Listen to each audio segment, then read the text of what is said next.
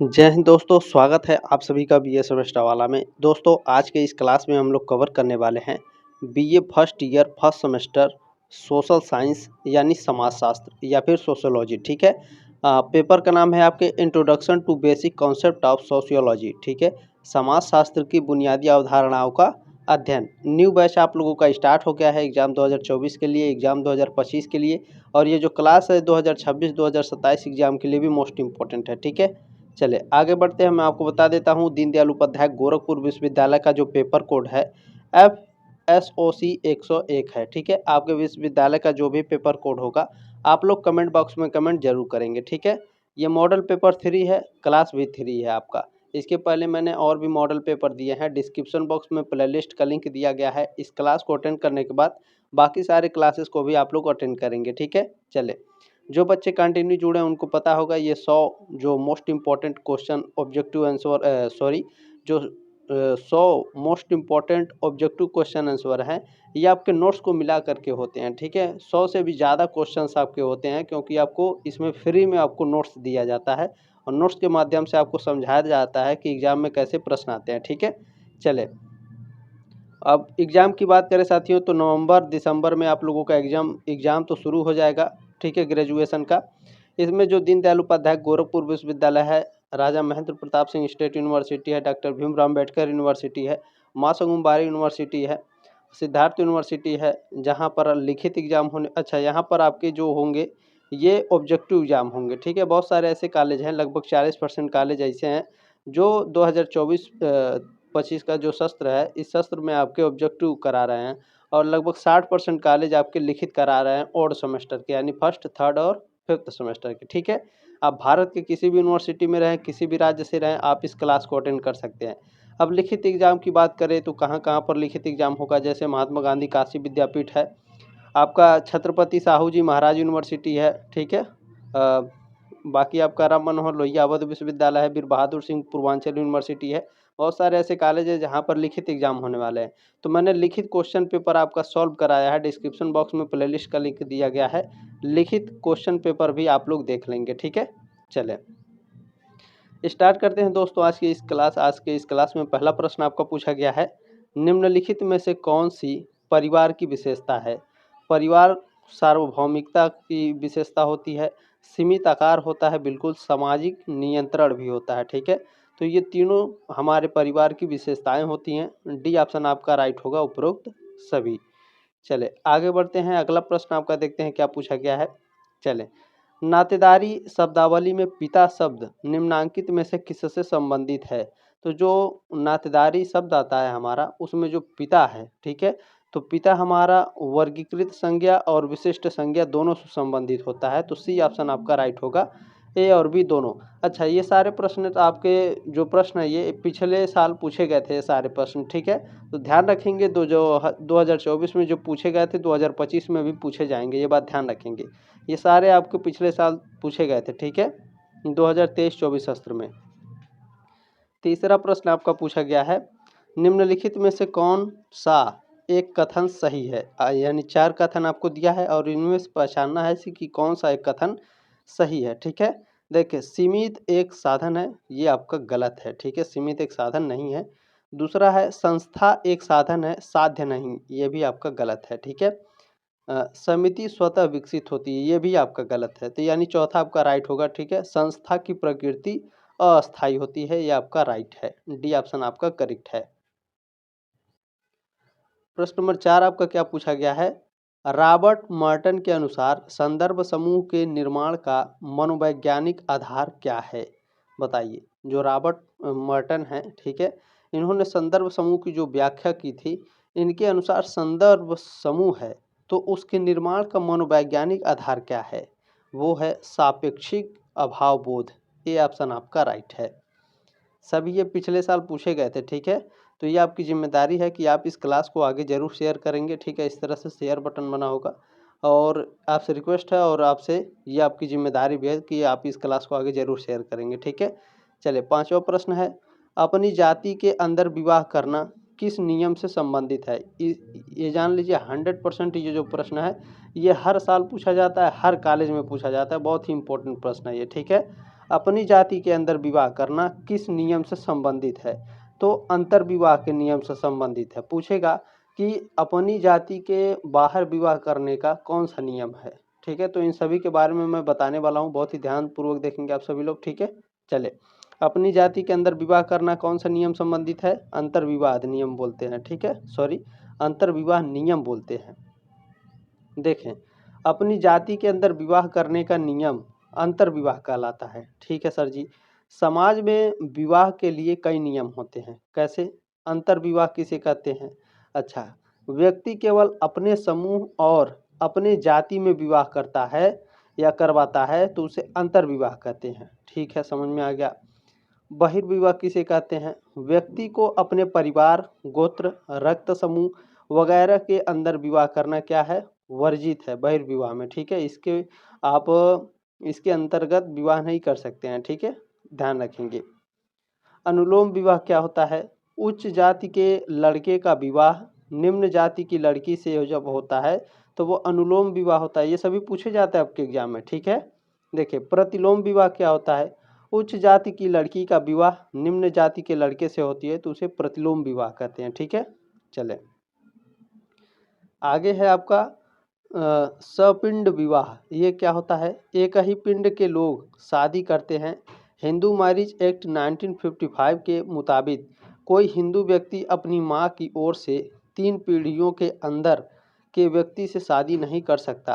पिता की ओर से यह नियम 5 पीढ़ियों तक लागू होता है। ठीक है, चले, बहुविवाह क्या है? कानून ने बहुविवाह को प्रतिबंधित कर दिया गया है, यानी आप एक से ज़्यादा विवाह नहीं कर सकते हैं। ठीक है, बहुविवाह को प्रतिबंधित कर दिया गया है। वो तो इसमें कुछ नियम कानून है। ठीक है, बाकी आप लोग जानते ही होंगे। चले, प्रश्न नंबर 6 क्या है आपका? निम्नांकित में से विवाह है एक समिति है, एक जनरीति है, एक संस्था है या फिर एक सामाजिक समूह है? तो विवाह एक संस्था है। ठीक है, सी ऑप्शन आपका राइट है।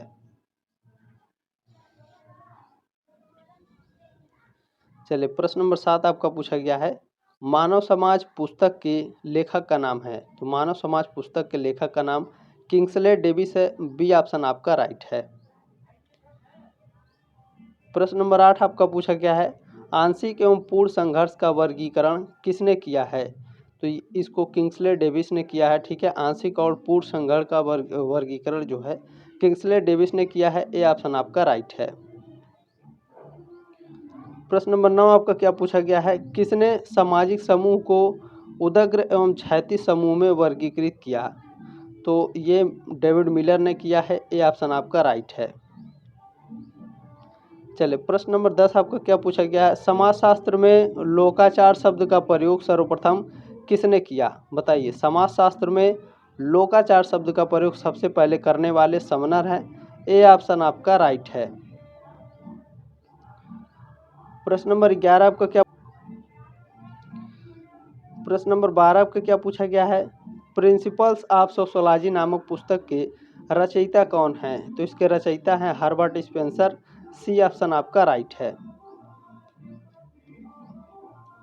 प्रश्न नंबर 13 आपका पूछा गया है, किस समाजशास्त्री ने भारत में नातेदारी व्यवस्था का विस्तार से वर्णन किया है? तो इरावती कर्वे ने। ठीक है, ये एक समाजशास्त्री थी, भारतीय समाजशास्त्री। इन्होंने भारत में नातेदारी व्यवस्था को काफ़ी विस्तार से वर्णन किया है। ठीक है, बी ऑप्शन आपका राइट है। प्रश्न नंबर 14 आपका क्या पूछा गया है, निम्नलिखित में से कौन सा सामाजिक प्रतिमान का उदाहरण नहीं है? देखिए, जो मुहावरे हैं ये सामाजिक प्रतिमान के उदाहरण नहीं है। ठीक है, बी ऑप्शन आपका राइट है। बाकी लोकाचार, कानून, प्रथा ये क्या है? सामाजिक प्रतिमान के सभी उदाहरण हैं। ठीक है, चले, प्रश्न नंबर 15 आपका क्या पूछा गया है, निम्नांकित में से कौन समाजशास्त्र तथा मानव शास्त्र दोनों की विषय वस्तु के अंतर्गत आते हैं? तो देखिए, जो आपके नातेदारी संबंध है, सामाजिक संरचना है और संस्कृति है, ये समाजशास्त्र और मानव शास्त्र दोनों विषय वस्तु के अंतर्गत आते हैं। ठीक है, डी ऑप्शन आपका राइट है। प्रश्न नंबर 16 आपका क्या पूछा गया है, बहुत ही ध्यान से देखेंगे, निम्नलिखित में से किसे द्वितीयक नातेदारी नहीं कहा जाएगा? देखें, साले की पत्नी को, बहन की पति को, भाई की पत्नी को या फिर पत्नी का भाई को, बताइए। बहुत ही बच्चे इसमें कंफ्यूज हो जाते हैं। देखें, द्वितीयक नातेदारी के अंतर्गत साले की पत्नी नहीं आएगी, ठीक है। ये ऑप्शन आपका राइट है प्रश्न नंबर 16 का। चलें, प्रश्न नंबर 17 आपका पूछा गया है, बहुपति विवाह यानी एक से ज़्यादा विवाह की परंपरा में एक स्त्री एक साथ कितने पुरुष के साथ विवाह संबंध स्थापित कर सकती है? तो इसकी कोई संख्या निर्धारण नहीं किया गया है, ठीक है। डी ऑप्शन आपका राइट है। प्रश्न नंबर 18 आपका क्या पूछा गया है, धर्म की व्याख्या के लिए पवित्र एवं अपवित्र की अवधारणा का प्रतिपादन करने वाले विचारक का नाम है, बताइए। जो आप कहते हैं ना, ये पाप है, ये करने से पाप लगेगा, ये करने से पुण्य मिलेगा, तो इसकी अवधारणा किसने दी थी? तो इसकी अवधारणा देने वाले इमाइल दुर्खिम है, ठीक है। बी ऑप्शन आपका राइट है। प्रश्न नंबर 19 आपका क्या पूछा गया है, धर्म की भूमिका है, धर्म की भूमिका क्या है? तो पवित्रता संबंधी आचरणों को प्रोत्साहन देना, व्यक्तियों को एक दूसरे के निकट लाना, विपत्ति में लोगों की सहायता करना, ये सभी क्या है? धर्म की भूमिकाएं हैं, ये हमारा धर्म है, ठीक है। डी ऑप्शन आपका राइट है। अगर कोई मुसीबत में है तो उसकी सहायता क्या कर रहे हैं? उसकी सहायता करना हमारा धर्म है, ठीक है। चले, प्रश्न नंबर आपका 20 क्या पूछा गया है, मैक्स वेबर द्वारा दी गई समाजशास्त्र की परिभाषा का आधार है। तो इनके द्वारा, जो मैक्स वेबर के द्वारा जो समाजशास्त्र की परिभाषा दी गई थी, उसका आधार है सामाजिक क्रियाएं। बी ऑप्शन आपका राइट है। प्रश्न नंबर 21 पूछा गया है, संस्कृति की, ठीक है, संस्कृति की सबसे छोटी इकाई का नाम है। इसकी सबसे छोटी इकाई का नाम होता है सांस्कृतिक अणु, ठीक है। ए ऑप्शन आपका राइट है। प्रश्न नंबर 22 आपका क्या पूछा गया है, पत्नी के भाई की पत्नी, ठीक है, पत्नी के भाई यानी आपकी वाइफ का जो भाई आपका सार है, उसकी पत्नी नातेदारी के किस श्रेणी से संबंधित है? तो वो तृतीयक श्रेणी से संबंधित है, ठीक है। सी ऑप्शन आपका राइट है। प्रश्न नंबर 23 आपका पूछा गया है, किनशिप एंड मैरिज पुस्तक के लेखक का नाम है। तो इनके लेखक का नाम है रॉबिन फॉक्स। ए ऑप्शन आपका राइट है। अब यहाँ पर कुछ की पॉइंट दिए गए हैं, बहुत ही ध्यान से देखेंगे। देखें, किनशिप एंड मैरिज पुस्तक के लेखक रॉबिन फॉक्स हैं। रॉबिन फॉक्स एक प्रसिद्ध एंग्लो अमेरिकन मानव विज्ञानी हैं, जिन्होंने किनशिप एंड मैरिज नामक पुस्तक की रचना की। इस पुस्तक की रचना उन्होंने 1967 में की थी, ठीक है। चलें, किनशिप इन इंडिया कब लिखी गई थी? 1967 में पूछा जाता है, तो आप लोग ध्यान रखेंगे। प्रश्न नंबर 24 क्या पूछा गया है, परिवार शब्द का प्रयोग अनेक अर्थों में किया गया है, निम्नलिखित में से कौन एक सही नहीं है? तो देखें, रक्त अथवा विवाह द्वारा संबंधित नातेदारी समूह, ये बिल्कुल आपका राइट है। सामान्य पूर्वजों वाला एक समूह, ये भी आपका करेक्ट है।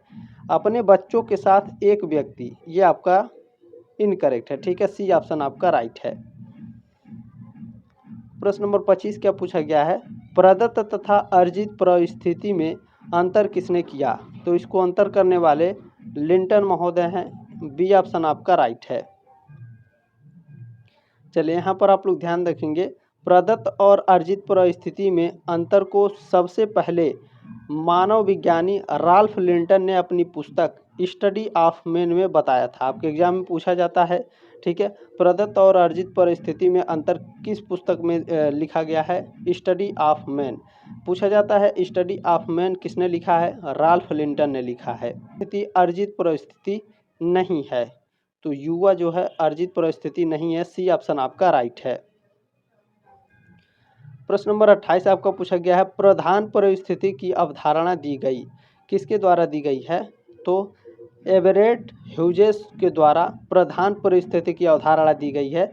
सी ऑप्शन आपका राइट है। प्रश्न नंबर 29 आपका पूछा गया है, किसने सर्वप्रथम ब्रह्म समूह शब्द का प्रयोग किया था?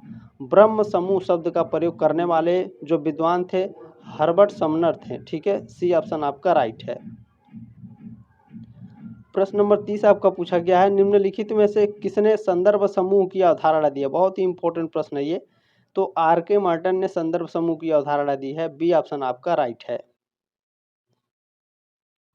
प्रश्न नंबर 31 आपका क्या पूछा गया है, प्रदत्त से अर्जित परिस्थिति प्रतिमान की ओर संक्रमण परिवर्तन की किस प्रक्रिया की विशेषता है? तो यह जाति से वर्ग की विशेषता है। सी ऑप्शन आपका करेक्ट है। प्रश्न नंबर 32 पूछा गया है, किसने सामाजिक संरचना का अवधारणा का सर्वप्रथम प्रयोग किया था? तो जो आपके हर्बर्ट स्पेंसर है, इन्होंने सामाजिक संरचना का जो अवधारणा है सबसे पहले प्रयोग किए थे। ठीक है, सामाजिक समूह की अवधारणा का सबसे पहले प्रयोग किसने किया था? हर्बर्ट स्पेंसर ने। बी ऑप्शन आपका राइट है। बहुत ही फेमस क्वेश्चन है, ये हमेशा पूछा जाता है। चलिए, प्रश्न नंबर 33 आपका क्या पूछा गया है, किस विचारक ने सामाजिक संरचना के बाह्य एवं आंतरिक तत्वों का विभेद किया? तो रेडक्लिफ ब्राउन ने किया था। सी ऑप्शन आपका राइट है। प्रश्न नंबर 34 आपका क्या पूछा गया है, सामाजिक स्तरीकरण का प्रक्रियात्मक सिद्धांत किसने दिया? बहुत ही फेमस क्वेश्चन है। डेविस एवं मूर ने। ठीक है, किंग्सले डेविस और थॉमस मूर ने सामाजिक स्तरीकरण का प्रक्रियात्मक सिद्धांत दिया था। ठीक है, ध्यान रखेंगे। बी ऑप्शन आपका राइट है। प्रश्न नंबर 35 आपका क्या पूछा गया है, सर्वप्रथम किसने सीमांत मानव की अवधारणा प्रस्तुत की है? सीमांत मानव। ठीक है, सीमांत मानव की अवधारणा किसने प्रस्तुत की है? तो ये आपके रॉबर्ट ई पार्क हैं। ठीक है, 35 का बी ऑप्शन आपका राइट है। अब यहाँ आप लोग ध्यान रखिएगा, देखें यहाँ से कई सारे प्रश्न बनेंगे। समाजशास्त्र जो समाजशास्त्री हैं रॉबर्ट एजा पार्क, ठीक है, और एवरेट स्टोनक्विस्ट, सबसे पहले सीमांत मानव की अवधारणा इन्होंने ही दी थी। ठीक है, आपके एग्जाम में रॉबर्ट एजा पार्क नहीं देगा तो एवरेट स्टोनक्विस्ट देगा। ठीक है, तो दोनों में से किसी एक समाजशास्त्री का नाम आपके एग्जाम में लिख करके देता है। मैंने दोनों बता दिया, ऑप्शन में कोई दोनों में से एक देता है। ठीक है, ध्यान रखेंगे आप लोग। यह एक समाजशास्त्रीय अवधारणा है। इसका मकसद यह समझना था कि दो सांस्कृतिक वास्तविकताओं के बीच फंसा व्यक्ति अपनी पहचान कैसे स्थापित करता है। ठीक है, अच्छा, पूरे यूट्यूब पर आपको ऐसा नहीं बताया जाएगा कि दोनों ऑप्शन में से कोई एक देगा, यानी दो समाजशास्त्रियों के नाम नहीं कोई बताता है, जो ऑप्शन में आया वही बता दिया। तो ये मेरी रिस्पॉन्सिबिलिटी है कि आपको अच्छे से पढ़ाए, एकदम गहराई से पढ़ाया जाए, ताकि आपका एक भी क्वेश्चन गलत ना हो। ठीक है, चलें। प्रश्न नंबर 36 है आपका, निम्नलिखित में से कौन सा खुले स्तरीकरण का उदाहरण है? तो जो धर्म है ये खुले स्तरीकरण का उदाहरण है। सी ऑप्शन आपका राइट है। प्रश्न नंबर आपका 37 क्या पूछा गया है, जाति एक बंद वर्ग है, इस कथन से कौन संबंधित है? वेरी वेरी मोस्ट इम्पोर्टेंट है, ये प्रश्न लगभग हर साल पूछा जाता है। तो जाति एक बंद वर्ग है, इस कथन से जो संबंधित है मजुमदार हैं। डी ऑप्शन आपका राइट है। प्रश्न नंबर आपका 38 क्या पूछा गया है, जब समाज को उच्चता और निम्नता के क्रम में विभाजित नहीं करते हैं तो उसे कहते हैं, तो उसे विभेदीकरण कहते हैं। डी ऑप्शन आपका राइट है। प्रश्न नंबर 39 क्या पूछा गया है, निम्नलिखित अर्थव्यवस्थाओं में से कौन सी व्यावसायिक गतिशीलता द्वारा विशेषीकृत है? तो औद्योगिक अर्थव्यवस्था। बी ऑप्शन आपका राइट है। प्रश्न नंबर 40 क्या पूछा गया भैया, जब एक परंपरागत समाज औद्योगिक समाज के रूप में रूपांतर करता है तो वहाँ सामाजिक गतिशीलता बढ़ती है। ठीक है, सी ऑप्शन आपका राइट है। प्रश्न नंबर 41 क्या पूछा गया है, परंपरागत समाज में स्तरीकरण का कौन सा आधार प्रभावित होता है? तो धार्मिक ज्ञान प्रभावित होता है। डी ऑप्शन आपका राइट है। प्रश्न नंबर 42 क्या पूछा गया है, निम्नलिखित विद्वानों में से किस भारतीय विचारक ने बहुलवाद को आधुनिकीकरण के एक लक्षण के रूप में स्पष्ट किया? तो ये M.N. श्रीनिवास हैं। सी ऑप्शन आपका करेक्ट है। प्रश्न नंबर 43 आपका पूछा गया है, निम्नलिखित में से कौन परंपरागत भारतीय समाज में सामाजिक संस्करण का, ठीक है, सामाजिक संस्करण का मुख्य आधार रहा है? कौन भारतीय समाज में सामाजिक संस्करण का मुख्य आधार जो रहा है वह वर्ण है, वर्ण व्यवस्था। ठीक है, ध्यान रखेंगे। बी ऑप्शन आपका राइट है। स्वतंत्रता के पश्चात भारत में अनुसूचित जनजातियों की सामाजिक स्थिति में होने वाला परिवर्तन उदाहरण है, किसका उदाहरण है? उदग्र गतिशीलता का उदाहरण है। सी ऑप्शन आपका राइट है।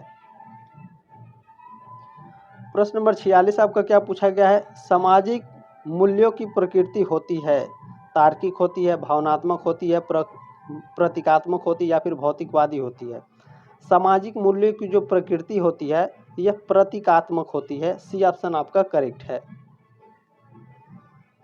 प्रश्न नंबर 47 आपका पूछा गया है, वर्ग व्यवस्था पर आधारित स्तरीकरण किस समाजों की विशेषता है।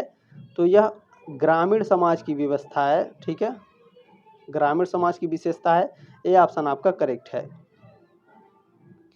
प्रश्न नंबर 48 आपका पूछा गया, समाज के बारे में निम्नलिखित में से कौन एक कथन सही नहीं है। बताइए कौन सा एक कथन सही नहीं है, बताने का प्रयास करेंगे सभी लोग। देखिए, समाज एक जटिल व्यवस्था है, ये राइट है आपका। समाज जो है सामाजिक संबंधों का जाल है, बिल्कुल है। समाज में सामाजिक अंतःक्रिया का होना आवश्यक नहीं है, ये आपका इनकरेक्ट है। सी ऑप्शन आपका राइट है। ठीक है, ये आपके समाज के बारे में ये कथन आपका राइट नहीं है। सी ऑप्शन आपका सही है। ठीक है, चलें 49 नंबर प्रश्न पूछा गया है, प्राथमिक समूह की अवधारणा किसने दी। बहुत ही फेमस क्वेश्चन है, प्राथमिक समूह की अवधारणा बताइए आप सभी लोग। बिल्कुल, चार्ल्स कूले ने प्राथमिक समूह की अवधारणा दी थी। सी ऑप्शन आपका राइट है। अब यहाँ आप लोग ध्यान रखेंगे, प्राथमिक समूह की अवधारणा सबसे पहले समाजशास्त्री चार्ल्स कूले ने दी थी। ठीक है सर जी, उन्होंने अपनी किताब सोशल ऑर्गेनाइजेशन में साल 1909 में इस अवधारणा का जिक्र किया था। आपके एग्जाम में पूछा जाता है सोशल ऑर्गेनाइजेशन पुस्तक किसने लिखी है, चार्ल्स कूले ने लिखी है। ठीक है, अच्छा, चार्ल्स कूले ने सोशल ऑर्गेनाइजेशन पुस्तक को कब लिखा था, 1909 में। ठीक है, यानी 1909 में।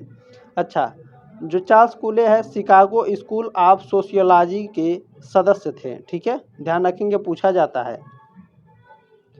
प्रश्न नंबर 50 आपका पूछा गया है, महाविद्यालय किस समूह का उदाहरण है। प्राथमिक समूह, द्वितीयक समूह, अंतर समूह या फिर बाह्य समूह। तो जो महाविद्यालय होता है साथियों, ये द्वितीयक समूह के उदाहरण होते हैं। बी ऑप्शन आपका राइट है।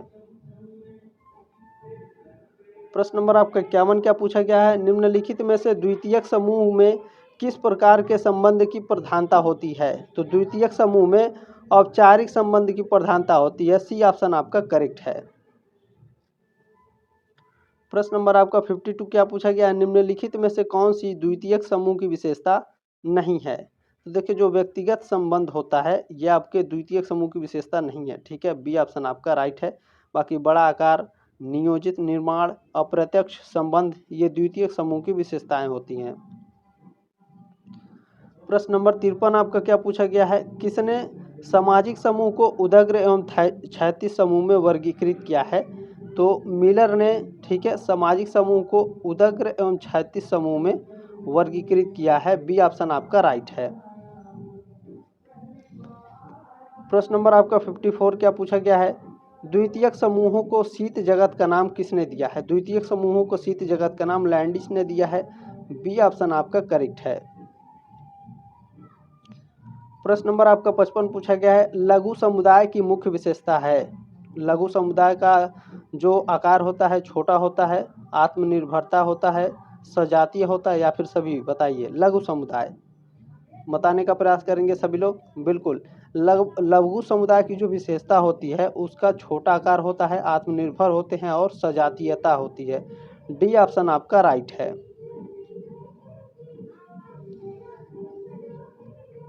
प्रश्न नंबर आपका 56 क्या पूछा गया है, बहुकोषी जीवधारियों में मानव श्रेष्ठ है क्योंकि उसके पास धन है, मकान है, संस्कृति है या नातेदारी है। बहुकोषी जीवधारियों में मानव श्रेष्ठ है। क्यों श्रेष्ठ भैया, क्योंकि उसके पास संस्कृति है, सभ्यता है। ठीक है, सी ऑप्शन आपका राइट है। चलिए, प्रश्न नंबर आपका 57 क्या पूछा गया है, the concept of rituals in modern sociological theory पुस्तक किसने लिखी है। तो इस पुस्तक को SP नागेंद्र ने लिखी है। ए ऑप्शन आपका राइट है। प्रश्न नंबर 58 पूछा गया है, प्योर सोशियोलॉजी लिखी गई है। प्योर सोशियोलॉजी जो पुस्तक है ये किसके द्वारा लिखी गई है, लेस्टर फ्रैंक वार्ड के द्वारा लिखी गई है। ए ऑप्शन आपका राइट है। बहुत ही फेमस ये पुस्तक है, ध्यान रखेंगे आप लोग। प्रश्न नंबर 59 क्या पूछा गया है, समाजशास्त्र के संदर्भ में समाज किससे बनता है। व्यक्ति से, व्यक्तियों के बीच संबंध से या फिर सामाजिक संस्थाओं से। बताइए, किससे बनता है? बिल्कुल, व्यक्तियों के बीच संबंध और सामाजिक संस्थाओं दोनों से, ठीक है, समाज बनता है। डी ऑप्शन आपका राइट है, बी और सी दोनों, ठीक है। चलें, प्रश्न नंबर 60 आपका क्या पूछा गया है, बहुत ही ध्यान से देखेंगे। निम्नलिखित में से कौन सी समिति नहीं है? गांव, कॉलेज, समाज सुधार संगठन या राजनीतिक दल? देखें, कॉलेज, समाज सुधार संगठन और राजनीतिक दल ये क्या हैं? ये समिति हैं। गांव आपकी समिति नहीं होता है, ठीक है। ए ऑप्शन आपका राइट है। प्रश्न नंबर 61 क्या है? कौन समाजशास्त्र को कौन समाजशास्त्र को सामूहिक प्रतिनिधानों का अध्ययन मानता है? बहुत ही फेमस क्वेश्चन है ये। तो जो इमाइल दुर्खीम है ये समाजशास्त्र को सामूहिक प्रतिनिधानों का अध्ययन मानते हैं, ठीक है। डी ऑप्शन आपका राइट है। उम्मीद है साथियों आपको क्लास अच्छा लगा होगा, जानकारी अच्छी लगी होगी, तो इसे आगे जरूर शेयर करिएगा, सब्सक्राइब जरूर कीजिएगा ताकि आप 3 साल मेरे साथ जरूर जुड़े रहें। जल्दी मिलते हैं आपके मॉडल पेपर 4 में, तब तक के लिए जय हिंद, वंदे मातरम।